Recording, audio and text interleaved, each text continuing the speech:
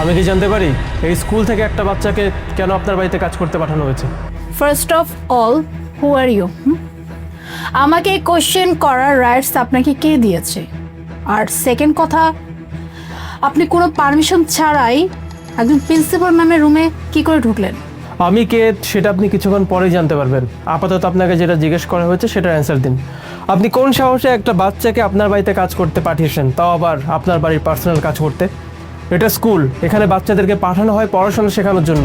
আপনার বাড়ির পার্সোনাল কাজ করার জন্য প্যারেন্টসরা তাদের বাচ্চাদেরকে এই স্কুলে পাঠায় না। লিসেন, আমি আপনাকে চিনি না। আর সেকেন্ড কথা হচ্ছে, আমি এখানকার প্রিন্সিপাল। আমি আমার স্কুলের বাচ্চাদের সাথে কি করব কি না করব, ওদেরকে দিয়ে কি কাজ করাবো না করাবো, it's my business, none of your. Okay? So এইখানে কোশ্চেন করার রাইটস আপনার কোনোভাবেই নাই, ঠিক আছে? আমি যেহেতু এই স্কুলের প্রিন্সিপাল, সো আমি চাইলেই না সব কিছু করাতে পারবো।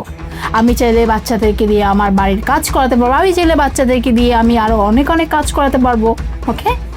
বাহ, আপনি দেখছি বেশ সুন্দর তর্ক করতে পারেন। আচ্ছা, আপনি তো স্কুলের প্রিন্সিপাল, রাইট? আপনি যে চেয়ারে বসে এসব অপকর্ম করছেন, এই স্কুলের ভাইস প্রেসিডেন্ট যদি জানতে পারেন তাহলে তার কেমন লাগবে? আপনার জন্য তো স্কুলের মান সম্মান নষ্ট হবে, এটা ভেবে দেখেছেন আপনি? এক্সকিউজ মি, মানে আমি না আপনাকে নিতে পারছি না, কেন জানেন? কারণ একই তো আমি আপনাকে চিনি না, আপনি কে? হুট করে আমার রুমে চলে এসে আমাকে এত কোশ্চেন করছেন, আমি কেন এটা করতেছি, কেন ওইটা করতেছি। আবার এখন আপনি এইটা জিজ্ঞেস করছেন যে আমি এসব করি, এটা ভাইস প্রেসিডেন্ট জানে কি না? ভাইস প্রেসিডেন্টের কাছে এত সময় নাই, ঠিক আছে? যে একটা অত্র এলাকায় যতগুলো স্কুল থাকে, সেই স্কুলে কি কি ঘটছে না ঘটছে, কোন টিচার কি করলো, কোন প্রিন্সিপাল কি করলো, এসব জানার তো সময় নাই, ঠিক আছে? আর একটা কথা, আপনি যেহেতু জিজ্ঞেস করছেন, হ্যাঁ আমি এসবই করি স্কুলে, ঠিক আছে?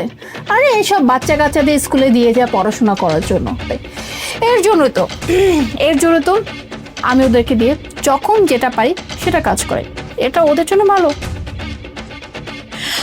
আপু, আপু অনেক বড় একটা ঝামেলা হয়ে গেছে আপু। কি ব্যাপার নদী, তুই এরকম হাঁপাচ্ছিস কেন? কি হয়েছে?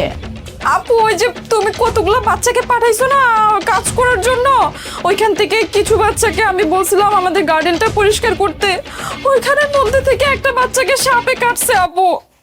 এটা এটা কোনো ব্যাপার হলো? সাপে কেটেছে তো কি হয়েছে? এনিওয়ে, ওই বাচ্চাটাকে কি করছিস? আমি তো অ্যাম্বুলেন্সে করে ওকে হসপিটালে পাঠাইছি। ও শোন, এটা সিম্পল একটা বিষয়, এইটা নিয়ে এত হেডেক নেওয়ার কোনো দরকার নেই। হসপিটালে পাঠাইছিস না, যা কিছু করা লাগে আমি করে দেবো, এসব চিন্তা বাদ দে। আর এই যে আমি আপনাকে যেটা বলছি, ম্যাডাম সর্বনাশ হয়ে গেছে। আমি একটা ইনফরমেশন নিয়ে আসছি। আমাদের স্কুলের যে ভাইস প্রেসিডেন্ট আছে, উনি আজকে আমাদের স্কুল ভিজিট করতে আসতেছে। আর আপনি আজকেই স্কুলের বাচ্চাদেরকে আপনি গার্ডেনে মানে কাজ করতে পাঠাইছেন। আর তার ভিতরে কি হয়েছে, একটা বাচ্চাকে সাপে কামড়াইছে। আর আপনার না এই কাজটা করা একদমই ঠিক হয় নাই। মিস্টার আপন, আপনি কি সব কথা বলছেন না? ভাইস প্রেসিডেন্ট আসবে মানে আজকে কেন আসবে? আমার কাছে ইনফরমেশন আছে, বুঝছেন? উনি আগামী সপ্তাহে আসবে।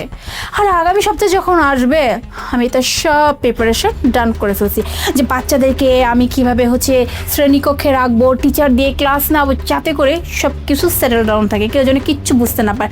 আর আপনি বলছেন ভাইস প্রেসিডেন্ট চলে আসছে। আরে বাবা, আমি তো ইনফরমেশন নিয়ে এসে আপনার কাছে বলতেছি, তাই না? উনি অলরেডি চলে আসতেছে না, এসে পড়েছে। মিস্টার আপন, সাপে কি ওই বাচ্চাটাকে কেটেছে নাকি আপনাকে কেটেছে? যে উল্টাপাল্টা কথা বলতেছে না। ভাইস প্রেসিডেন্ট আসবে আর আমি সেটা জানবো না, এটা কি হতে পারে? হ্যাঁ, ভাইস প্রেসিডেন্টের স্কুলে ঢোকার আগে না আমার কাছে ইনফরমেশন আসবে। ওকে, সো প্লিজ রিল্যাক্স, এত হাইপার হওয়ার কোনো কিচ্ছু নাই। আমাদের স্কুলের ভাইস প্রেসিডেন্ট উনি। স্যার আসসালামু আলাইকুম। মানে আপনি ভাইস প্রেসিডেন্ট স্যার? বাবা sir, sir I am sorry, sir I am sorry. আসলে বাবা আমি এতক্ষণ যা কিছু বলেছি এমন কিছুই হয় না, আমি এগুলো কিচ্ছু করি না, ট্রাস্ট মি।